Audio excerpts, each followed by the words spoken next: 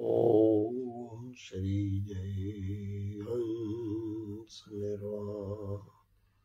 ओम श्री जय हंस निर्वाण।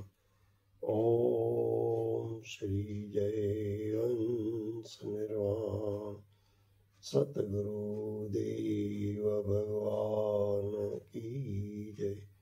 बाबा हंस भगवान की जय। बाबा पूरनलाल भगवान की जय। सच्चिदानंद भगवान की जय।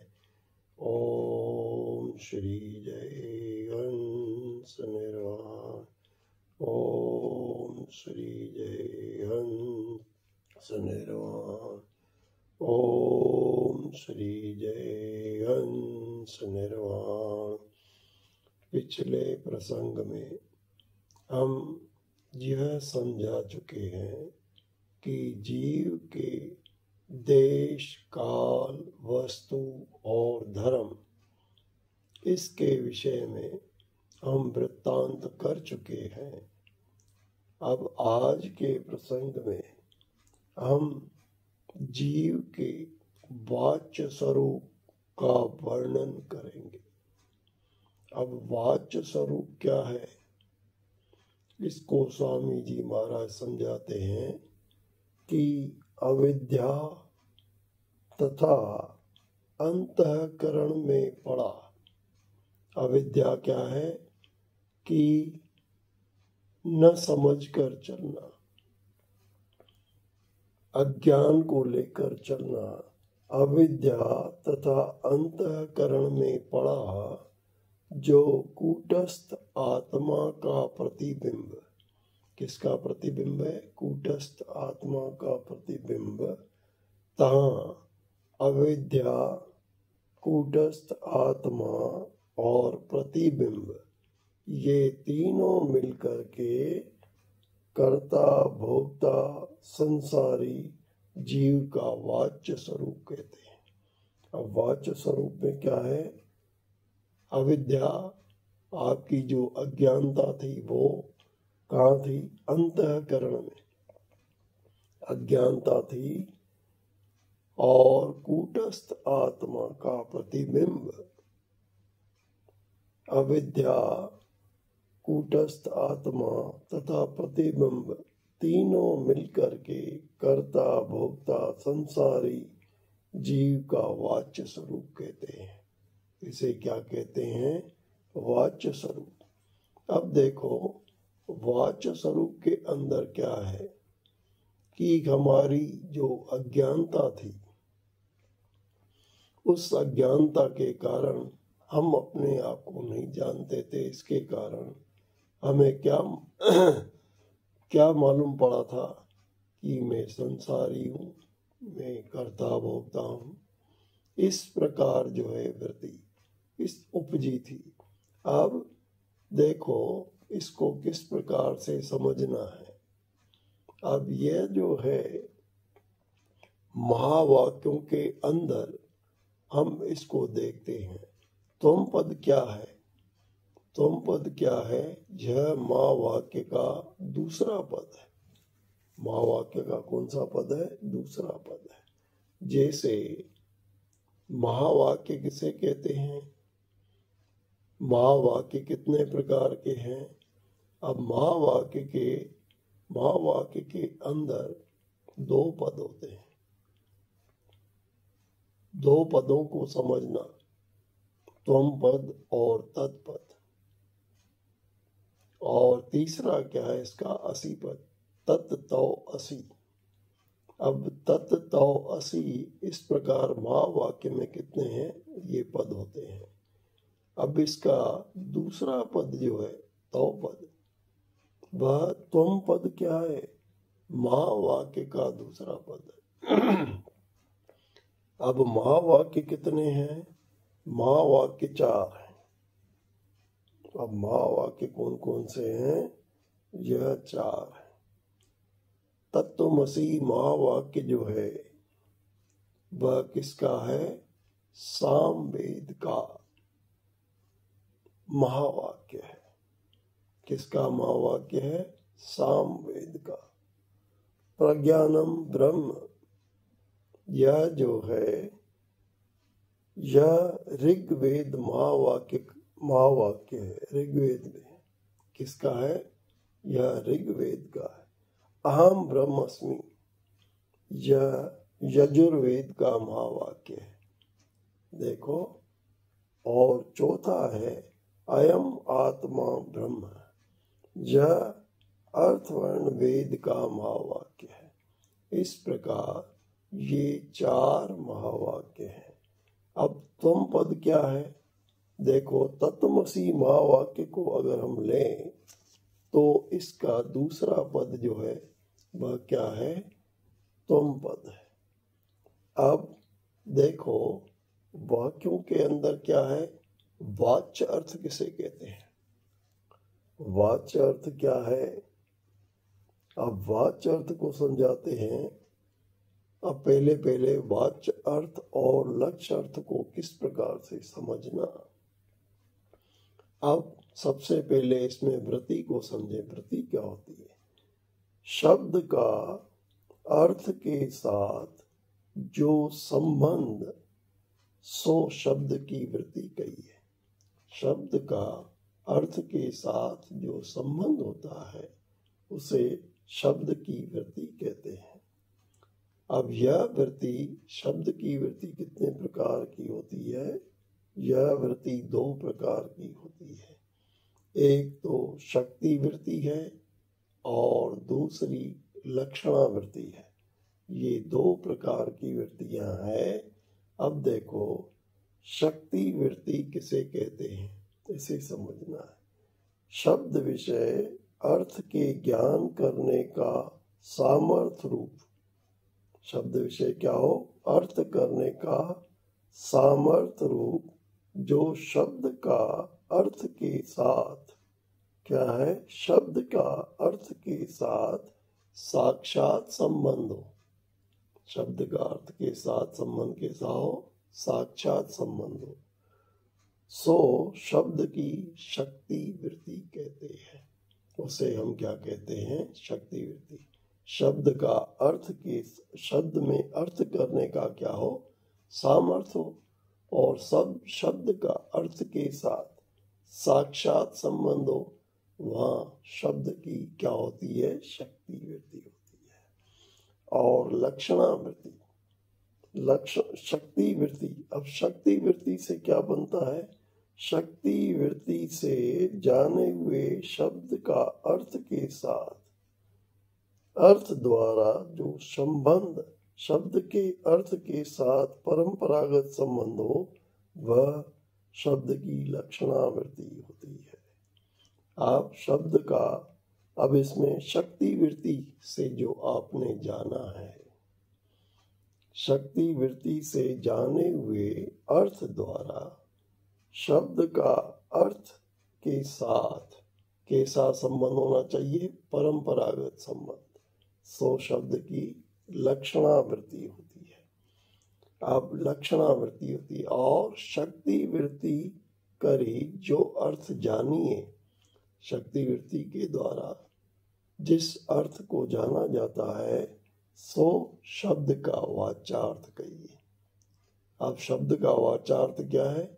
शक्ति वृत्ति से अर्थ को जो आपने जाना है सो शब्द का वाच्य अर्थ कहिए। उसको क्या कहते हैं? वाच्य अर्थ। अब इस प्रकार लक्षणावृत्ति क्या है?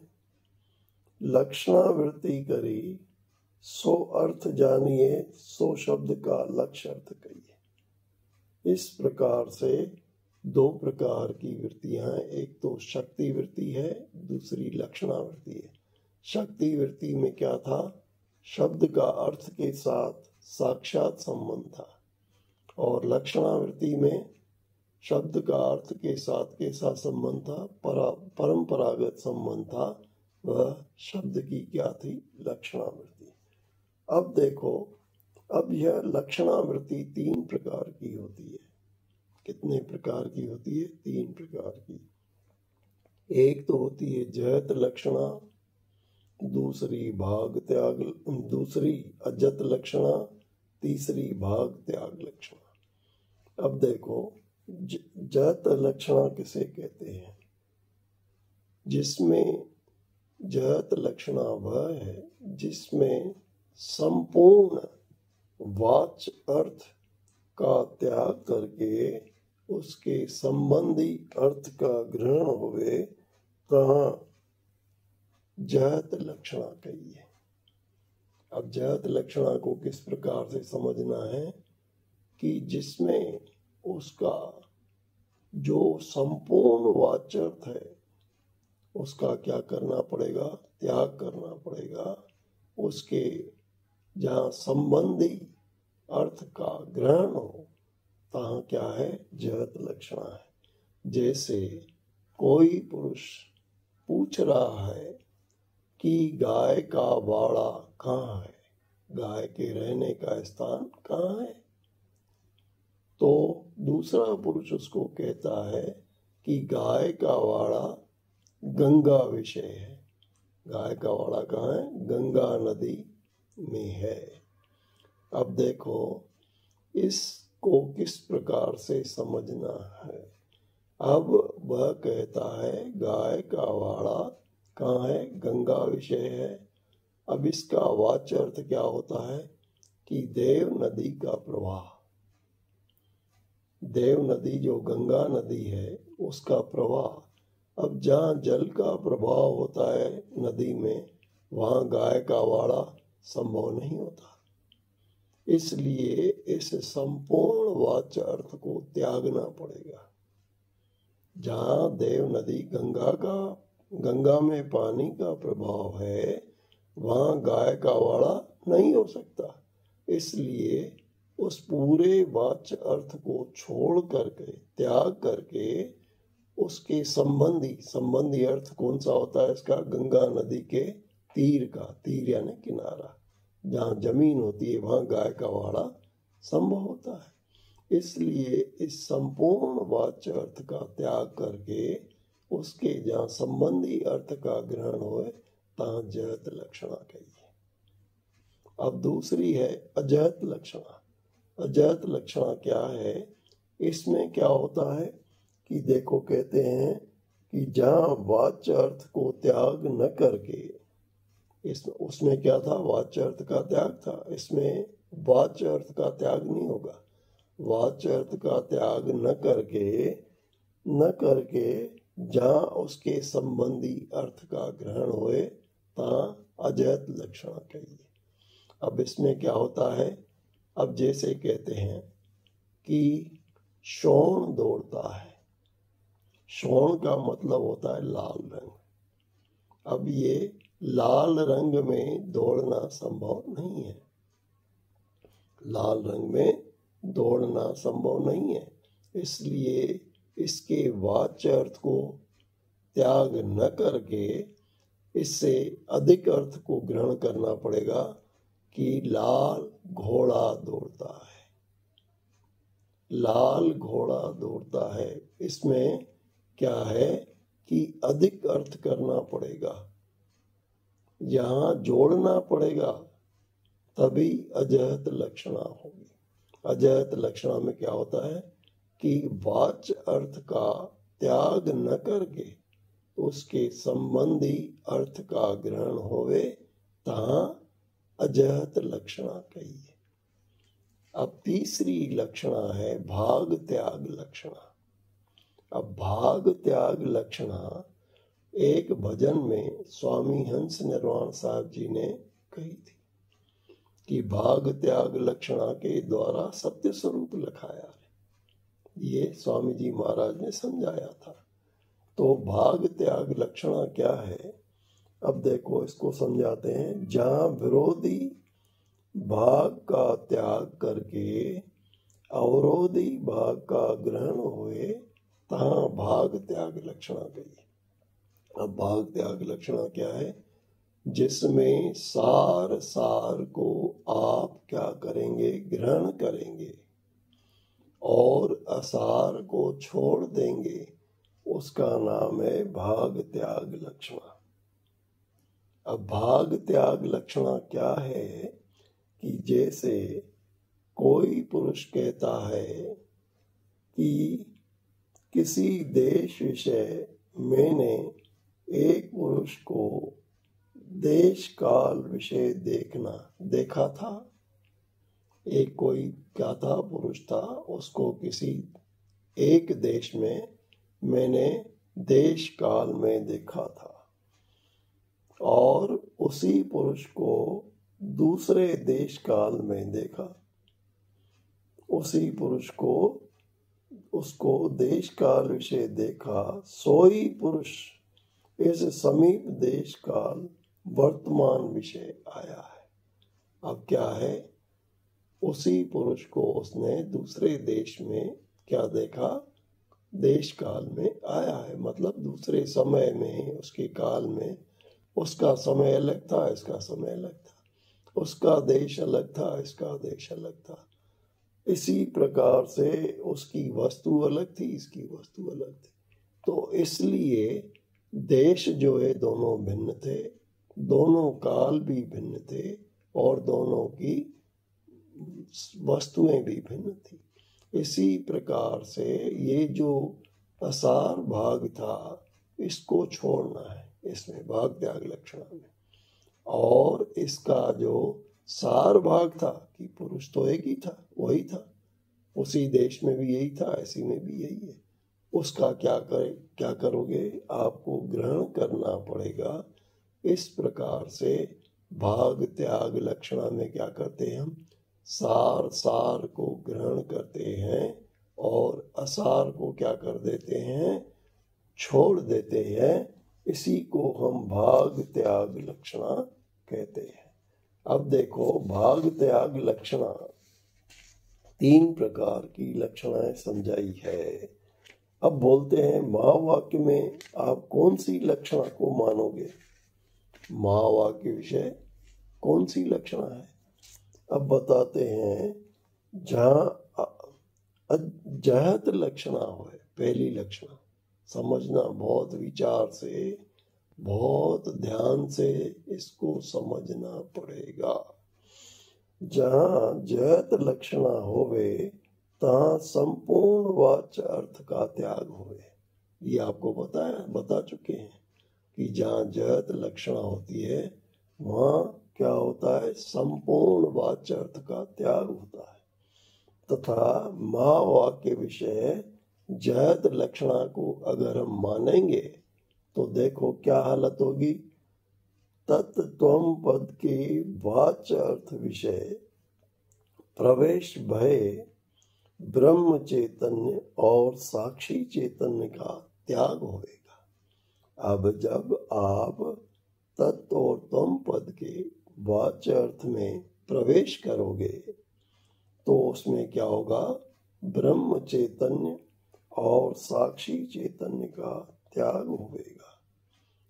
इन दोनों का त्याग होएगा तब क्या होगा, तिनमें भिन्न असत जड़ रूप प्रपंच का ग्रहण करना होगा। अगर उसका त्याग हो जाएगा तो हम किसको ग्रहण करेंगे, असत जड़ दुख रूप प्रपंच को ग्रहण करेंगे होवेगा।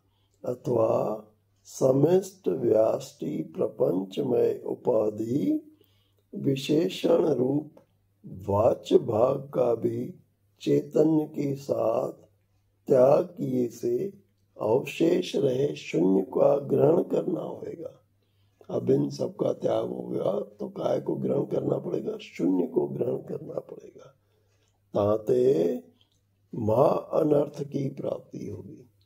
इससे क्या होगा कि महा अनर्थ की प्राप्ति होगी, जिससे पुरुषार्थ की सिद्धि होती नहीं, होवेगी नहीं, याते महावाक्य विषय जहत लक्षणा संभव नहीं है। महावाक्य विषय जहत लक्षणा संभव नहीं है। अब दूसरी है अजहत लक्षणा।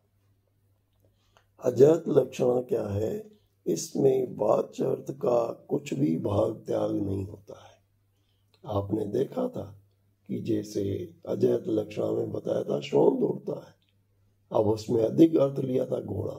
इसी प्रकार इसमें भी अजैत लक्षणा में महावाक्य में कहा क्या होगा, अजैत लक्षणा होवे तहाँ वाच्य अर्थ का कुछ भी भाग त्याग नहीं होगा और अधिक अर्थ का ग्रहण होगा। अधिक अर्थ का ग्रहण होगा जो महावाक्य विषय है। अगर हम अजैत लक्षणा माने तो तत्त्वम पद का वाच्य अर्थ जो का त्यो बना रहेगा और ताके साथ शून्य अर्थ का ग्रहण करना होवेगा, याते एकता का विरोध दूर नहीं होवेगा। लक्षणा करने का हेतु प्रयोजन सिद्ध नहीं होगा, इसलिए महावाक्य विषय जैत लक्षणा संभव नहीं है। देखो 3 प्रकार की लक्षणाएं समझा रहे हैं और सार भाग आखिरी है भाग त्याग लक्षणा। अब देखो भाग त्याग लक्षणा आपको समझाई है कि इसमें विरोधी भाग का त्याग होता है और अवरोधी भाग का ग्रहण होता है। अगर महावाक्य विषय भाग त्याग लक्षणा मानेंगे तो तत् और त्वम पद के वाच्य अर्थ, तत् और त्वम पद का वाच्य अर्थ क्या है, उसमें से धर्म सहित माया और अविद्या, माया और अविद्या विरोधी भाग का त्याग होवे है। भाग त्याग लक्षणा में क्या होता है कि जो आपकी माया थी और अविद्या थी, विरोधी भाग है, उसका त्याग होता है और अवरोधी भाग का ग्रहण होता है। किसका ग्रहण होता है, अवरोधी भाग का ग्रहण होता है। इसलिए महावाक्य अवरोधी भाग चैतन्य का ग्रहण होवे है। अब इससे क्या होगा, इनकी एकता भी बने हैं और इनकी एकता भी बने हैं और पुरुषार्थ की सिद्धि भी होए है। इसलिए महावाक्य विषय क्या है, आपकी क्या है, महावाक्य जो है उसमें क्या है, महावाक्य विषय भाग त्याग लक्षणा संभव है। और उसकी क्या होती है, महावाक्य विषय क्या होता है प्यारे, इस प्रकार से महावाक्य जो है उसमें भाग त्याग लक्षणा जो है वह संभव है। महावाक्य विषय कौन सी लक्षणा संभव है, भाग त्याग लक्षणा। इसी प्रकार से प्यारे तुम पद को आपको समझाया था कि तुम पद क्या है। पहले क्या समझना है हमको, तुम पद के विषय में। अब तुम पद क्या है, पहले उसको समझना पड़ेगा कि तुम पद के अंदर हम कैसे, तुम पद क्या है उसको देखना है। अब आगे बताते हैं कि तुम पद जो है वह महावाक्य का क्या था, दूसरा पद है। महावाक्य का दूसरा पद है। अब महावाक्य तुम पद का क्या है, वाच्य अर्थ क्या है। तुम पद के अंदर हम देखते हैं कि हमने जो भी अभ्यास किया था उसको क्या कर लिया था, पक्का कर लिया था। किस किस को पक्का करा था, 3 शरीर, 5 कोश, 3 अवस्था। ये देश काल और वस्तु में आपको समझाया था कि ये पूरी सब उपाधि जो है शरीर की, तीनों शरीर की, उसको क्या मान लिया था, सत्य मान लिया था। और उनके धर्मों को भी बताया गया था देश काल वस्तु धर्म के अंदर कि ये जितनी भी हमारी, अब तुम पद का वाच्य अर्थ और लक्ष्य अर्थ सो क्या है, अब ये समझाते हैं। देखो आँख, नेत्र, कंठ और हृदय वाच्य भाग के अंदर क्या आते हैं, ये पूरा वर्णन आता है किसका, जीव का। नेत्र, कंठ, हृदय, वो जो जीव के देश समझाए थे वो आते हैं इसके अंदर। जागृत स्वप्न सुषुप्ति इसका ज्ञान भी जो था, जो आपके पास अविद्या में था वह आता है। स्थूल सूक्ष्म कारण ये तीन जो वस्तु समझाई थी वह भी आती है। इसके अलावा यह क्या है, स्थूल सूक्ष्म कारण जो है ये भोग सामग्री बताई थी, यह ईश्वर का शरीर है। और विश्व तेजस प्राज्ञ ये जो थे इसके अभिमानी थे। अब देखो, जागृत अवस्था से लेकर मोक्ष पर्यंत तक जितने भी आपके कार्य थे वह भी इसके अंदर आए, और इसकी धर्म क्या थे वह भी इनके अंदर थे। अल्प शक्तिपना, अल्पज्ञपना, परिच्छिन्नपना, नानापना, पराधीनपना, असमर्थपना, अप्रोक्षपना, अविद्या उपाधिवानपना, ये जो 8 धर्म हैं, इन सर्व सहित जो आपने अविद्या ग्रहण करी थी, अज्ञानता के अंदर चले थे। अब देखो इसके अंदर बताते हैं कि इन सर्व सहित अविद्या, इन सब के साथ जो अविद्या आपकी थी, तिस विषय प्रतिबिंब रूप चिदाभास, ये अविद्या तो आपने क्या करी थी, ग्रहण करी थी, पूरी थी आपकी। और तिस विषय प्रतिबिंब चिदाभास, और तिनका अधिष्ठान कूटस्थ, तिनका अधिष्ठान कौन है, कूटस्थ। ये सर्व मिलके जीव कहिए, सो जीव का तुम पद का ये वाचार्थ है। ये तुम पद का क्या है, वाचार्थ है। अब देखो, जीव का लक्ष्यार्थ क्या है, वाचार्थ क्या था कि ये जितने भी थे, जीव का ज्ञान जितना भी था वह मैंने क्या कर लिया था, पक्का कर लिया था। इसी का नाम था अविद्या। अब यह पक्का कहाँ हुआ है, तिस विषय इन सर्व सहित अविद्या, तिस विषय प्रतिबिंब चिदाभास, और तिनका अधिष्ठान कूटस्थ, ये सर्व मिलके जीव कहिए, ये सब मिल गए, इसका नाम क्या हुआ, जीव।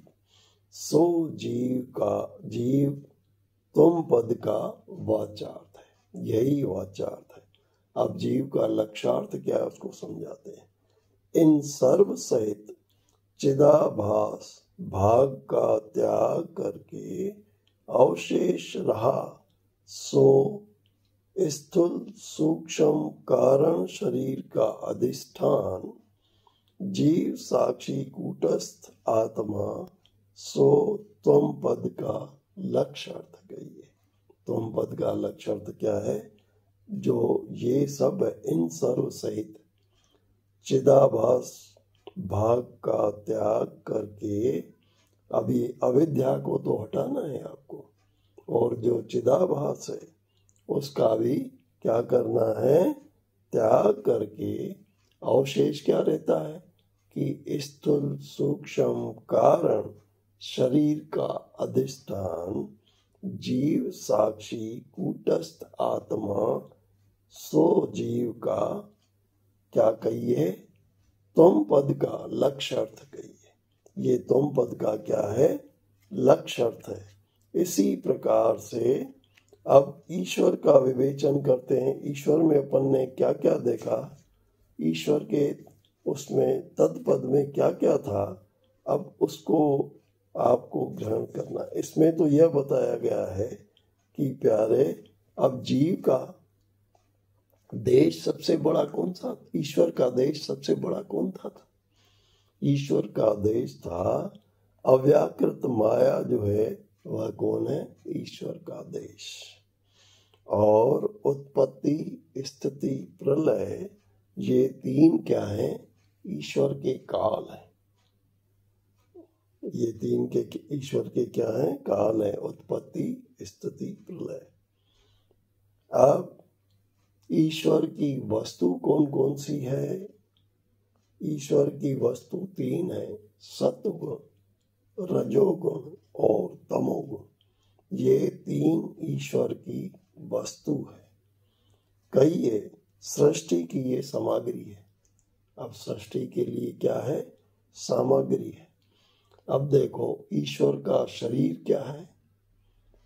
विराट। विराट किसको कहते हैं? विराट, हिरण्यगर्भ और अव्याकृत, ये ईश्वर के 3 शरीर हैं। कौन कौन से हैं? कि विराट, हिरण्यगर्भ और अव्याकृत, ये कौन है? यह ईश्वर के 3 शरीर हैं। अब ईश्वर के 3 अभिमानी कौन कौन से हैं?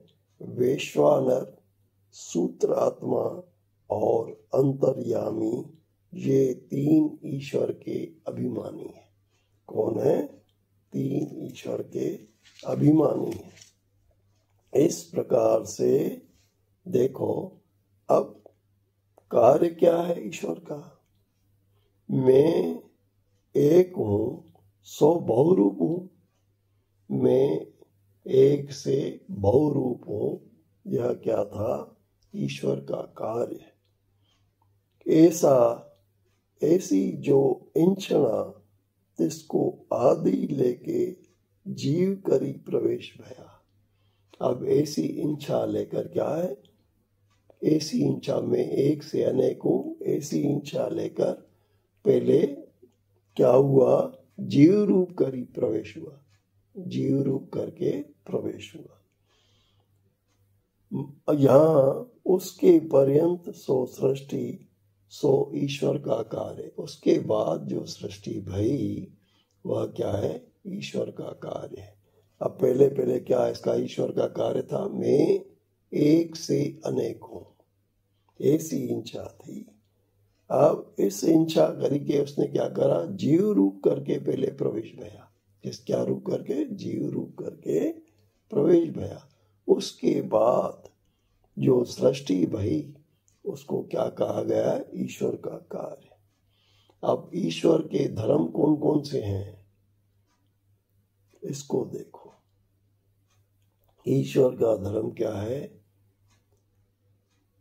सर्वशक्तिपना। उसके पास कौन सी शक्ति है? सर्वशक्ति है। और क्या है? सर्वज्ञपना।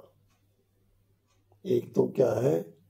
सर्वशक्तिपना, सर्वज्ञपना, व्यापकपना, एकपना, स्वाधीनपना, समर्थपना, परोक्षपना, माया उपाधिपानपना, ये 8 ईश्वर के धर्म है।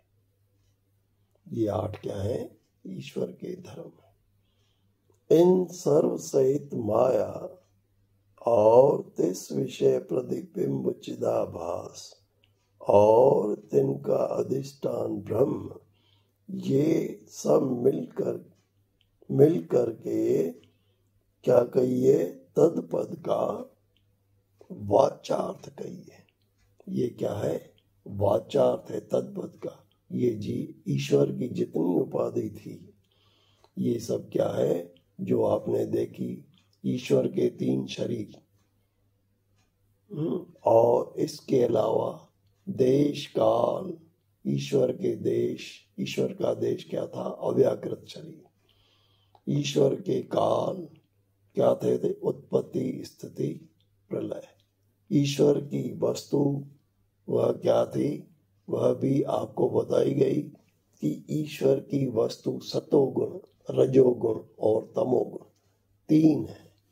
और इसी प्रकार प्यारे उसके अभिमानी वैश्वानर, सूत्रात्मा और अंतर्यामी, ये 3 अभिमानी हैं। इसी प्रकार से ईश्वर का कार्य क्या था?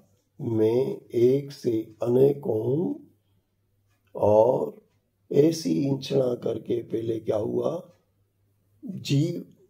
जीव रूप करके उसने क्या कहा? प्रवेश भया। और उसके बाद जो सृष्टि हुई वह जीव का कार्य है। जीव के धर्म बताए: सर्वशक्तिपना, सर्वज्ञपना, व्यापकपना, एकपना, स्वाधीनपना, समर्थपना, परोक्षपना, अविद्या उपाधिवानपना। ये 8 ईश्वर के धर्म है। अब सर्वशक्तिपना, ईश्वर के पास क्या है? सर्वशक्ति है, सर्वज्ञपना, और वह अपने आप को जानते हैं कि मैं क्या है? सर्वज्ञ हूँ। व्यापकपना, उनको यह ज्ञान है कि मैं ही हूँ, एक ही। कौन?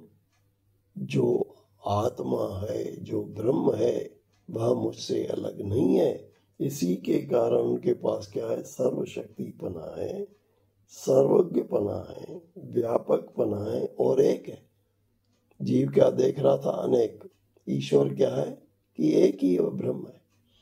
इसके अलावा स्वाधीन, उसके पास बंधन कोई नहीं, क्योंकि उसने समझ लिया। जिसने समझ लिया है कि मैं ब्रह्म हूँ, मेरा ये एक सिर्फ कार्य है, एक नाटक करना है, उसको बंधन नहीं होगा, वह स्वाधीन होगा। और समर्थपना, समर्थ कौन है? कि जो जानता है, वह उसको किसी प्रकार असमर्थपना नहीं होता। अब परोक्षपना, अब इनमें कोई पक्का करने की बात है ही नहीं। इसमें क्या है? सत्य को जान लिया, बस उसके बाद कुछ नहीं रहा। माया, अविद्या, उपाधिवानपना, अब ये माया की उपाधि इन्होंने ग्रहण करी है, यह मेरी माया है, मैं यह नहीं हूं।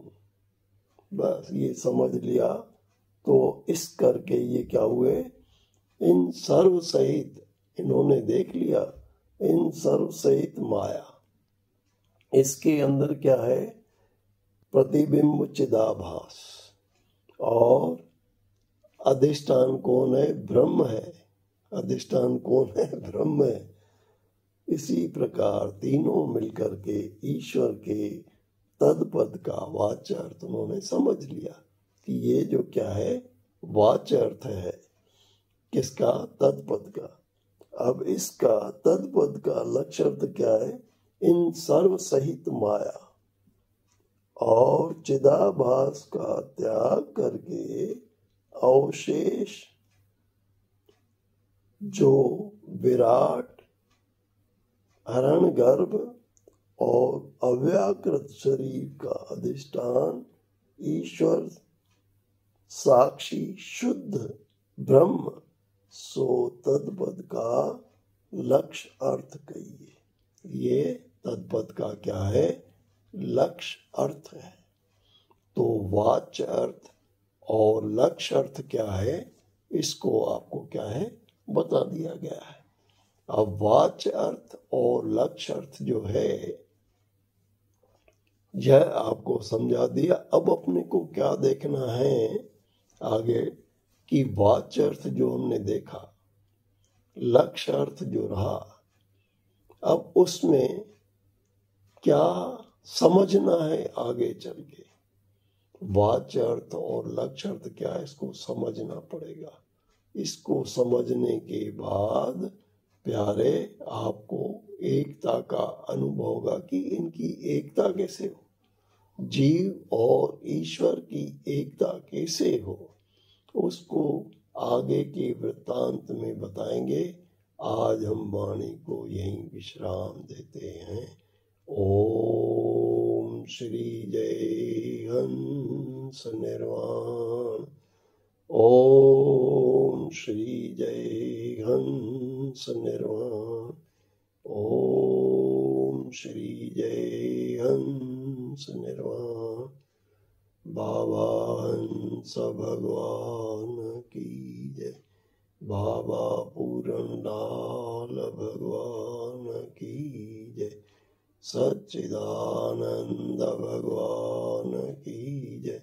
ओम श्री जय हंस निर्वाण। ओम श्री जय हंस निर्वाण। ओम श्री जय हंस निर्वाण।